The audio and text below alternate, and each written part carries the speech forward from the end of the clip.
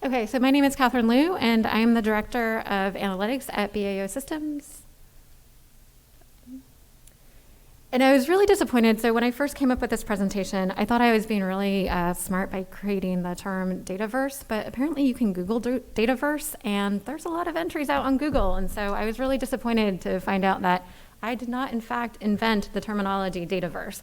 But what I wanted to use it for was to sort of explain the situation that a lot of our programs and governments find ourselves in that we have an overabundance of data, and we don't actually know what to do with all of our data and how to organize and structure and analyze our data. And so we came up with an analytics platform similar to Zenasys' platform, but does operate slightly differently. It's an enabling solution, which means that it's not going to magically fix all of your problems. You can't just plug in your data and boom, pops out these amazing visualizations. It actually does require work, but it allows you to ingest data from a varied amount of sources, whether it's DHIS2, CommCare, ODK, different LMIS solutions. So a lot of the systems and tools that are being currently used by governments as well as by the NGOs supporting them. We also have to enrich your programmatic data. We have the availability of these public data sets that are already available.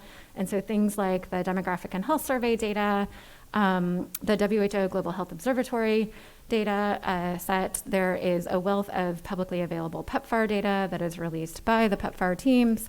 And really to use these other external data sets to enhance our understanding and understand the context in which our programs are being operated in. The data are stored in a scalable data lake and data warehouse combination where the data can be available for more advanced transformations, data preparation, data cleansing, the ability to join data sets across these disparate systems, and to parse data sets, as well as the availability of these data in machine learning tools.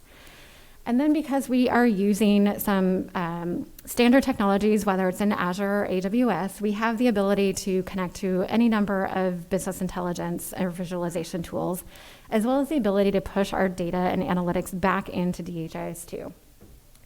So this just shows some of the custom connectors that we have built, and essentially what we do is to create a generic form that allows you guys yourself to sort of use the interface, connect to your data, and ingest it into the data warehouse platform. We continue to build out new connectors for systems and tools that are being used and kind of provide that on demand. This is just an example of some of the public data sets that I mentioned. So again, there's also, since the beginning of the pandemic, there's been a wealth of COVID data. I know that a lot of countries are moving away and testing rates are probably a lot lower than they actually are. But again, some of the most common data sets that we get requests to mash up together with program data is from the Demographic and Health Survey. Again, within the platform, you can use SQL transformations to prepare, align, and perform any number of complex calculations to your data, which are essential to make your visualizations.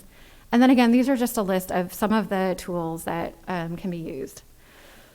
Now, one of the things about our analytics platform is we try to be as agnostic as possible, and we're also want to take in the fact that a number of organizations and governments are already using technology stacks, and so we're not trying to replace what you are currently using, but to actually work within the ecosystem that you already have. So if you're an organization that uses Azure, we can deploy this on Azure.